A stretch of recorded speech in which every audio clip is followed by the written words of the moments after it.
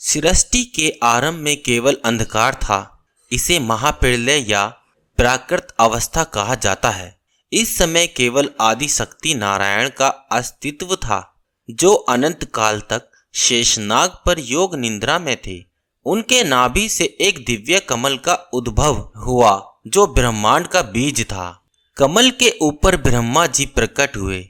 ब्रह्मा जी ने अपनी 4 दिशाओं में 4 मुख धारण किए और ओम की ध्वनि के साथ ध्यान करना आरंभ किया। उन्हें समझ नहीं आ रहा था कि वे कौन है, क्यों है और उनका उद्देश्य क्या है।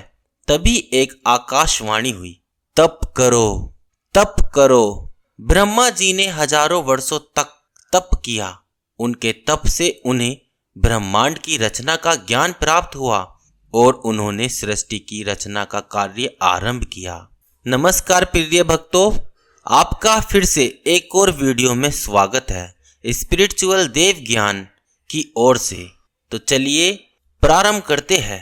ब्रह्मा जी की कथाओं में से एक प्रमुख कथा ब्रह्मांड की उत्पत्ति और सृष्टि की रचना से संबंधित है। हिंदू पौराणिक ग्रंथों के अनुसार ब्रह्मा जी ने सृष्टि की रचना, जीव जंतुओं की रचना और मानव जाति की शुरुआत के लिए अपने ज्ञान और तप का उपयोग किया। आज इस वीडियो में हम आपको इस कथा के बारे में बताएंगे, तो वीडियो के अंत तक बने रहना। अगर आपने हमारा चैनल सब्सक्राइब नहीं किया हो तो जरूर कर लेना। ब्रह्मा जी ने अपने तप और संकल्प से 4 वेद उत्पन्न किए, जो सृष्टि के संचालन के मार्गदर्शन बने। उन्होंने प्रत्येक वेद को एक मुख से प्रकट किया।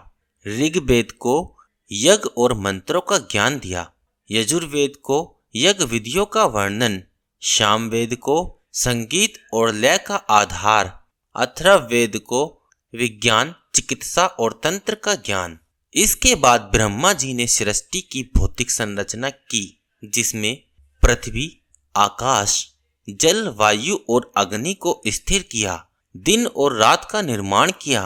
पर्वत, नदियां, समुद्र और आकाश गंगाएं उत्पन्न की। ब्रह्मा जी ने अपनी शक्ति से जीव जंतुओं, वृक्षों, पक्षियों और मानव जाति को जीवन प्रदान किया। ब्रह्मा जी ने अपनी मानसिक शक्ति से अनेक संतानों को उत्पन्न किया, जिसमें सप्त ऋषि, सृष्टि के 7 प्रमुख ऋषि, जिन्होंने मानवता को धर्म, तप और ज्ञान का मार्ग दिखाया। मनु और शतरूपा प्रथम मानव और मानव जाति के पूर्वज। देवता सृष्टि के संचालन और रक्षा के लिए। असुर, जो संघर्ष और संतुलन का कारण बने। ब्रह्मा जी ने समस्त जीवों को धर्म, कर्म और मोक्ष के सिद्धांत सिखाए। ब्रह्मा जी की शक्ति देवी सरस्वती ज्ञान, विद्या और संगीत की देवी है। जब ब्रह्मा जी ने सृष्टि रचना आरंभ की तो उन्हें एहसास हुआ कि केवल भौतिक संरचना से यह संभव नहीं होगा।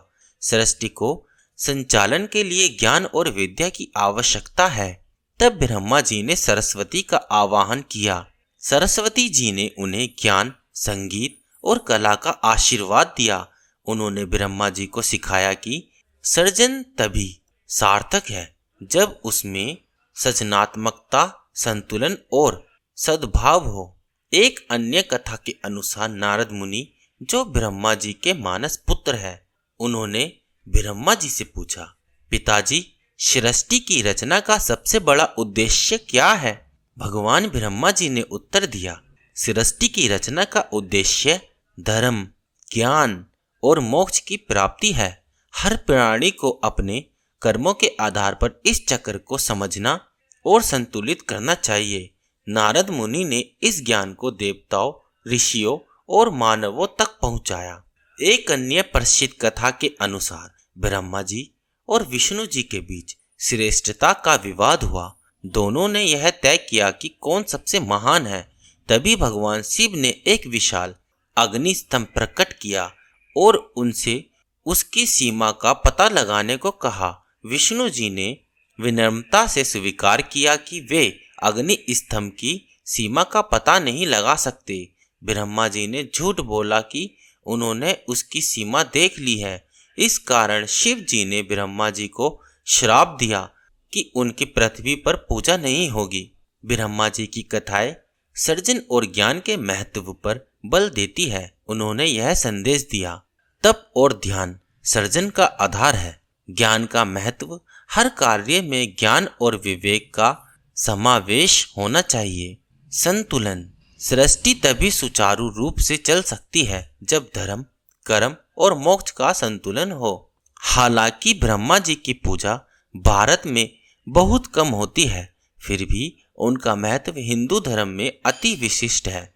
राजस्थान के पुष्कर में ब्रह्मा जी का प्रसिद्ध मंदिर है, जहां उनकी पूजा विशेष रूप से होती है। ब्रह्मा जी की कथा हमें सिखाती है कि जीवन का हर पहलू रचना और ज्ञान पर आधारित है। उनकी शिक्षाएं आज भी प्रासंगिक है और हमें सृजनात्मक और संतुलित जीवन जीने की प्रेरणा देती है। प्रिय भक्तों, अगर आपको यह कथा पसंद आए तो इस कथा को लाइक करें, कमेंट में अपनी राय दें। अगर आपने हमारा चैनल सब्सक्राइब नहीं किया हो तो इन आध्यात्मिक कथाओं को सुनने के लिए अवश्य कर लें।